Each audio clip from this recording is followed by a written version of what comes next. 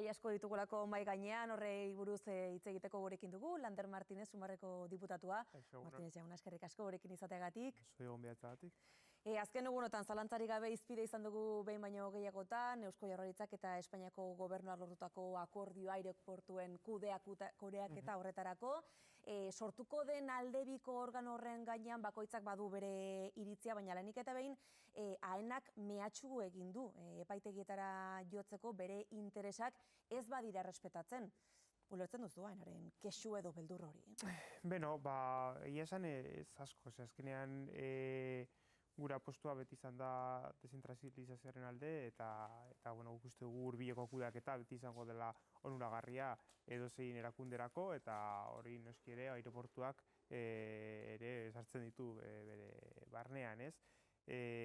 Nik uste dut gainera jakinda aldebiko organo bat egongo dela eta horrelako esparroak funtzionatzen dutela, borondate ona dagoenean bi aldeetatik, aireportuen interesak guztiz bete egingo direla eta espero dugu hori horrela izatea, hiritarren interesak hor ere badaudelako. Eusko Jaurlaritzaren kasuan, esan dute akordio honi esker, orain 3 aireportuen kudeaketan, estrategian parte hartzeko aukera izango dutela. Euskadiko sozialistek garrantzia kendu diote lortutakoari, Sumarren kasuan. Nola baloratzen duzu lortutakoa? Esan bezala, guk egiten dugu balorazio positibo bat, uste dugulako beti eskumen inguruko eztabaidetan eta deszentralizazioaren eztabaidetan onuragarria izango dela hurbileko kudeaketa bat, ez? Oraindik zaila da jakitea zer noraino joan daitekeen kudeaketa hau, baina interesgarria izango liteke ez bakarrik jakitea kudeaketa hori izateko ahalmena dugula, baizik eta zer nolako planak ditugun, ez? Azkenean ditugu 3 aireportu oso hurbil daudenak, baita ere ezaugarri oso ezberdinak dituztenak, eta nola kudatu daitezken aireportu hauek, zerbitzuan emateko hiritar guztiei, ez? Eta zer nolako plana espero duzu Jaurlaritzaren aldetik, edo nolakoa beharko luke? Beno, askotan hitz egin da adibidez, 3 aireportuen intermodalitatearen inguruan, ez? Edo zer nolako harremana izan dezaketen Bilboko eta Gasteizko aireportuek, hurbil izan da, pista ezberdin izan da, Gasteizko pista asko luzeagoa da, eta zer nolako bidaiak egin daitezkeen aireportu horretatik, baita ere, Forondaaren aireportuak oraindik seguruenik inbertsio asko behar ditu, baina, izan dezakegu eztabaida luzea, eta noski ere, hau dana sustengarritasunaren barnean, ez? Ezin dugu ez da ere, geure aireportuak zabaltzea erabaki, pentsatzen bakarrik turismoa erakartzen. Horrek azkenean ere saturazioa ekar dezakelako, baizik eta erabilia sustengarri bat izatea horrelako bidai moduentzako. Eskumenez ari garela, Aitor Esteban EBBko presidenteak aipatzen zuen orain hurrengo helburua gizarte segurantzarena izango dela, hain zuzen ere Sumarren eskuetan dagoen atala. Duela aste batzuk lortu ziren akordio batzuk, baina oraindik ere geratzen da zati potolo bat, besteak beste pentsioekin lotura duena. Aurreko kasuan egon ziren oztopo horiek kontuan izan da, nola ikusten duzu hurrengo urratsa? Beno, nik uste dut hor, Sumarren aldetik gutxienez gure aldea eginda dagoela, gehien bat langabeziaren ingurukoa, ez? Hor prestazio batzuk zeudela transferitzeko, hori egin zen, gero baita ere egon zen batzorde mistoa, eta hori dana sinatu eta bideratu egin zen, ez? Eta orain geratzen da, zer nolako implementazioa izango duen horrek Euskadin, ze gertatuko den, ZEParekin, funtzionarekin, baina hori dana gutxienez Sumarren ministerioen aldetik eginda dago. Gero egia da, geratzen dela eztabaida luze bat, gizarte segurantzako ministeritzarekin, oztopo batzuk egon zirela pasaden gabonetan, uste dut zela, baina guk konfiantza osoa dugu aurrera jutea, horrelako negoziazio batean, uste dugulako gernikako estatutua bete egin behar dela. Beraz, oztopo horiek ez dira berriro errepikatuko, doia da saiestuko dira. Espero dugu ere, baina egia da, gizarte segurantzako ministeritza Sumarren eskuetan ez dagoela, orduan hori dago PSOEren eskuetan, eta hor beste eztabaida izango barute baita ere alderdiek, baina gutxienez Sumarren aldetik eta Sumarren gobernuan egiteko ahalmenan oderen aldetik, hor uste dugu erraztasun guztiak jarri egin ditugula. Moncloa eta Euskadiren arteko harremana ari garela, azken egunotan Eusko Jaurlaritzak aspaldiko eskari bat ekarri du gora, Picassoren Gernika Euskadira ekartzaren gaia. Ernest Urtasun kultura ministroak adierazi zuen, oraindik ere denbora beharko zela hori guztia aztertzeko, egingarria ikusten duzu eskaria? Beno, hau eztabaida luzea da, niri tokatu zait ere Eusko Legebiltzarrean bere egunean horrelako eztabaida, eta zaila dela jakitea nola egin daitekeen hau. Gernika kuadra oso minduta dago, hori teknikoki badakigu, oso minduta dagoela, eta bidai batek mina egin dizaiokela kuadroari. Eta baita ere, Reina Sofian dago baita ere, ez museoagatik, baizik eta hor dagoen, bere inguruan dagoen hor dago kontzeptu artistiko bat, hor dago Errepublikako pabilia guztiz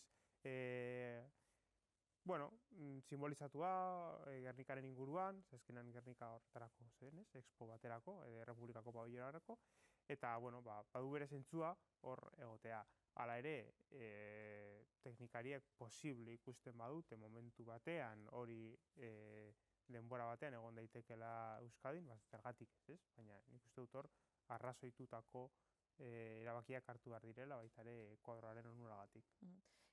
Ibone Bengoetxea kultura sailburuak salatzen baitzuen, akaso erantzun horren atzean ez daudela inbeste arrazoi teknikoak, baizik eta Reina Sofiak ez duela galdu nahi bere katalogoan dagoen izen garrantzitsuenetako bat? Beno, nik uste dute hor dagoela eztabaida kultural sakonago bat, horren inguruan eta ez bakarrik museo batzuen interesak. Eta gero baita ere, hau ez da eztabaida berri bat, eztabaida oso zarra da, eta badaude txosten teknikoak esaten dutenak, kuadroan minduta dagoela, ez? Eta orduan hor nik uste dut azterketa sakon bat egin behar dela, honen bideragarritasuna ikusteko. Eusko Jaurlaritzak eskatzen zuelako bi aldeen arteko horrelako organo bat edo sortzea, aztertzeko ea posiblea litzateken horretarako bai konpromisoa ikusten duzuela, Urtasun jaunaren aldetik adibidez. Guk ez dugula arazorik horrelako eztabaida sortzeko bi aldetako edozein lekutan, ez? Egia da, existitzen direla ja bi aldetako harremanak, ministerioak eta Eusko Jaurlaritzak harreman zuzena dute, baina edozein eztabaida izateko lekua gu beti uste dugu ona izango dela. Azken orduetan Podemosek egin duen mugimenduari buruz ere galdetu nahi dizut, azken hauteskundeetako emaitzen ondoren badirudi, atea zabaldu diola, Andaluziaren kasuan bai, Izquierda Unidarekin eta zuekin Sumarrekin aurkezteko aukera horri, zer iruditu zaizu? Beno, nik esan dezakedan gauza bakarra dela, da ongietorriak. Uste dut Ezker Konfederalak Andaluzian asko duela jokoan, badira hauteskunde garrantzitsuak, ezkerrarentzat orokorrean, eta naiz eta zailtasun handia dituzten hauteskunde batzuk izan, indar guztiak batzeko alera izan behar dugu, guk hori defendatu dugu azken urteetan, hori defendatu dugu Euskadin, hori defendatu genuen baita ere pasaren otsailaren 21ean egin genuenean horrelako gure ekitaldi bat, lau alderdiekin, eta horrela defendatzen dugu proiektu konfederalantzako. Orduan, Podemosek hartu zuen aukera bat bere egunean, bakarrik juteko hainbat hauteskundetara, baina beti izan dute atea zabalik, eta espero dugu, uste dut 4 egun geratzen direla koalizioa sartzeko, egun hauetan akordio bat lortzea eta koalizio bat egotea beraiekin barnean. Hori izan da beti nahi izan dugula. Baikortasunez ikusten duzu mugimendua, ea kaso honek atea zabalduko dio beste hauteskunde batzuetan ere bide berbera jarraitzeko? Kontuarekin hartzen dugu, gero hauteskunde bakoitza ezberdina da eta bere zailtasunak ditu, baina gure aldetik beti egongo da aukera horrelako eztabaidak, negoziazioak eta koalizioak egiteko. Bide horretatik hortxe dago Gabriel Rufianen proposamenare bai, aliantza saiakera, hemendik egun gutxi batzuetara, iraien 9 izango du bigarren hitzordua, kasunetan gainera, Irene Monterorekin, lehen hitzordura bai joan zinela, honetara ere joateko intentzio baduzu? Egia da lehen nik nintzen Sumarren delegazio bezala, lehen intentzera, ni Katalunian izan da ekitaldi hau, Bartzelonan da, uste dut. Orduan, hor, bueno, gure aliantza komunak dira, eta beraiek aukeratuko dute zenolako delegazioa eramango duten. Baina, beno, hala ere, bere ere, bueno, begi honekin ikusi genuen horrelako ekintza bat egitea. Gainera, baliogarria izan zen, bueno, eztabaida bat sortzeko ezkerraren barnean zenolako aliantzak behar ditugun hitz egiteko, eta horretarako balio duen ekintza guztiak bare ongi etorriak dira. Kasu honetan gainera, bi izen oso esanguratsu batuko direlako, ez? Gabriel Urren eta baita Irene Montero ere, zer espero duzu hitzordu horretatik? Beno, nik uste dut topaketa momentu bat izango dela, ez dut uste berri handirik ekarriko dutenik, gainera data oso berezia da, ez? Horrela erdi oporretan eta momentu horretan, baina, bueno, interesa sortuko du eta baita ere behar bada ezkerran eztabaida berriak sortuko dituzte, baina, bueno, nik uste dut horrelako hainbat egon daitezkela, ez? Hurrengo hilabetetan eta ikusiko dugu. Ezkerraren kasuan hori baita hitzaldiaren izenburua, ez? Zer egin behar da orain.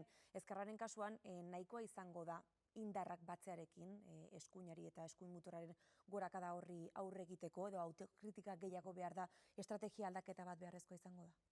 Bueno, indarrak batzea inoiz ez da nahikoa. Indarrak batzea uste dugu askotan ariketa aritmetiko bat dela, ez? Eta balio duela hauteskunde batzuk irabazteko, baina jendearen bozkak ez du horrela funtzionatzen, nik uste dut horrela ez duela funtzionatzen, eta hor guk ezin dugu betikoa egin berriro. Behar dugu proiektu bat, behar dugu hipotesi politiko bat, etorkizunekoa, ilusioa sortzea ahal den heinean, batzutan zaila da, baina ilusioa sortzea ahal den heinean, eta jendearen beharrak identifikatzea eta horietara jotzea.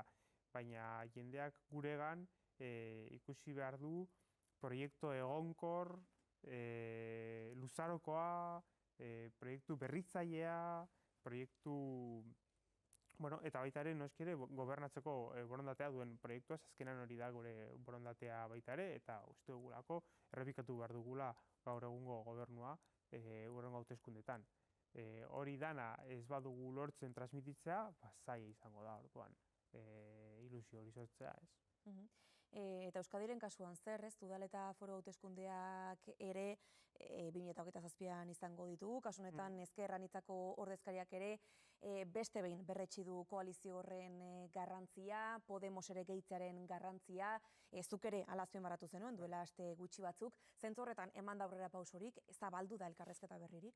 Beno, egia da, guretzat oso garrantzitsua dela gaur egun duen koalizioa, legebiltzarrean dagoena gainera funtzionatzen, eta oso ondo funtzionatzen duelako, eta noski ere oso garrantzitsua da baita ere Podemos hor sartzea, edo lortzea akordio bat, nun danak eroso gauden udal eta hauteskundetara aurkezteko.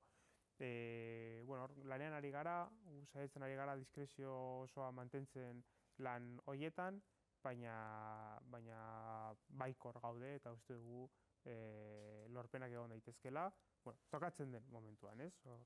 Lan fina egin behar da, lan lasaia, diskretua, eta beharrezkoa denean kontatuko dugu zertan ari garen. Baina abian dira ja da elkarrizketa horiek Podemosekin? Podemosekin gehiago edo gutxiago beti izan dugu kontaktua, ez? Orduan kontaktu hori mantentzen da, biok ezagutzen dugu zein den bakoitzaren borondatea, eta hortik harrera esan dudan bezala, egin behar dugun lana diskretuki eramango dugu. Hitzordu elektoral horietara begira, Sumarren ere baduzu erronka handi bat esku artean, Yolanda Díazek iragarri ostean ez dela hauteskunde orokorretara aurkeztuko, hilabete bat baino gehiago pasatu da iragarpen hori egin zuenetik, pentsatzen dut barne prozesua da abian dela, nola doa prozesu hori?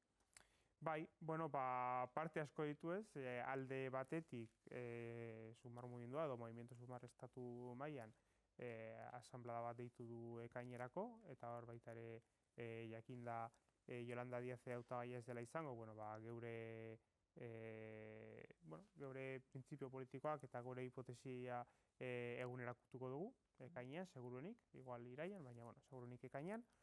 Eta gero beste alde batetik, oraindik aurrera doa, otsailaren 21 abiatu zen prozesu hori, nun bai Ezker bai Suma Mugimendua, bai Komunes eta baita ere Mas Madrid, egin genuen, hartu genuen konpromesu bat, aurrera juteko danok, esku hartuta, bai hurrengo hauteskundetara, baina baita ere ezkerraren epe luzeko prozesu eta egitura bat sortzeko.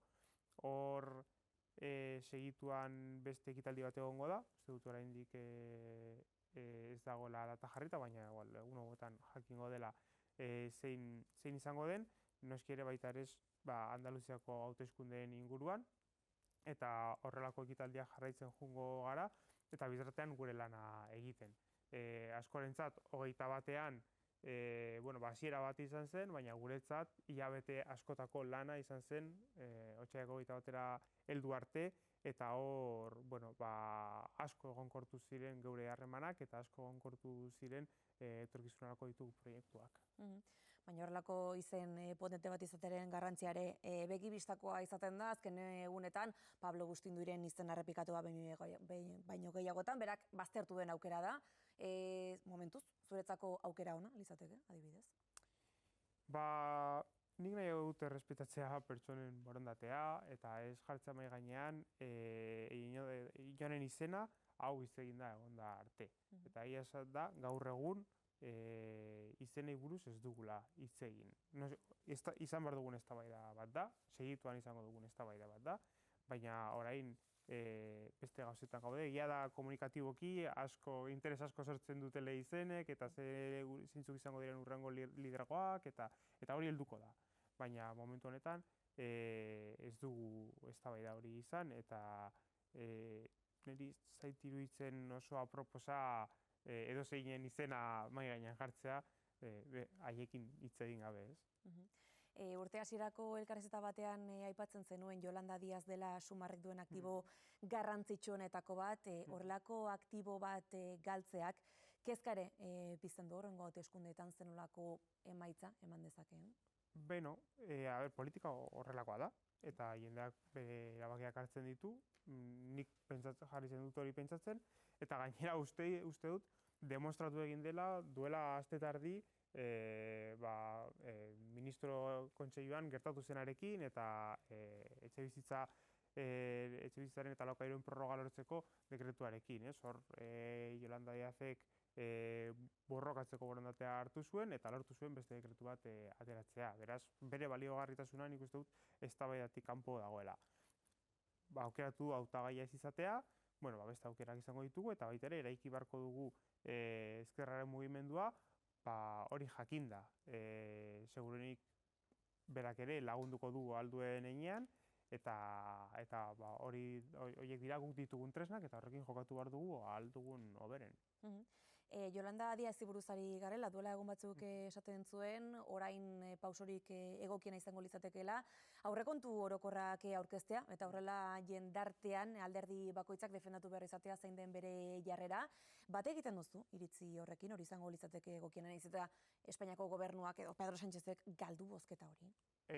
Esan guk beti defendatu dugu aurrekontuak ekarri egin behar direla, urtero defendatu egin dugu, urtero uste dugulako beharrezkoa dela geure eredua mahai gainean jartzea. Eta aurrekontuetan oso ondo ikusten da zein den gure eredua, eta zein den eskuinaren eredua, edo beste batzuen eredua, eta zen olako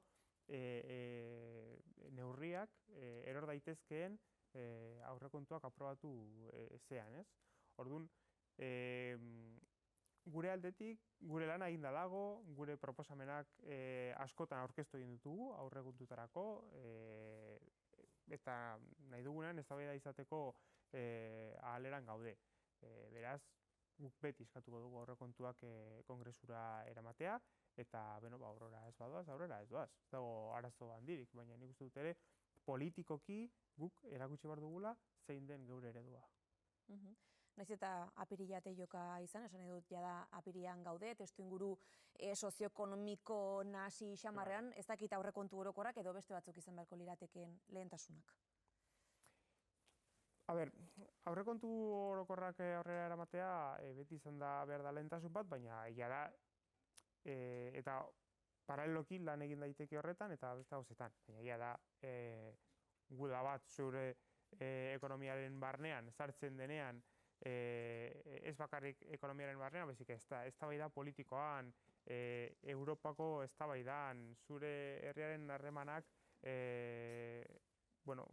behar zaituela erabakiak hartzera, eta azkenean dekretu batzuk itera izan behar ditugu gudaren efektuak hain handiak ez izateko, orduan egia da lehentasun horiek prioritatezkoak direla eta beharrezkoa dela lan egiteko horretan. Eta horretan ados gaude, gainera uste genuen momentu oso garrantzitsua zela beharrezko neurriak aurrera ateratzeko. Ez bakarrik atera direnak energiaren inguruan, ze energiaren inguruan ere atera dira hainbat neurri, baizik eta etxebizitzaren inguruan, eta hori izan da gure burruka nagusia. Guk uste genuen momentu honetan alokairu askok prorroga jasoko zutela, eta prorroga hori ezinezkoa izango zela ordaintzeko familia askorentzako. Eta horrelako momentu bat ez badugu aprobetxatzen, hori gelditzeko eta lortzeko familiek beraien alokairua zigotzea, orduan aukera galdu bat zen. Eta horiek dira ere lehentasunak, ez dira bakarrik aurrekontuetan ateratzen direnak, eta horrelako dekretuak ateratzea beti izango da guretzat lehentasun bat. Lehen dekretu hori onartzerako orduan bai ikusi zela norabaiteko haustura, PSOE eta Sumarren artean, hasiera batean Sumarreko ordezkariak ez baitziren azaldu, ez ohiko ministro kontseilu horretara, nola daude harremanak?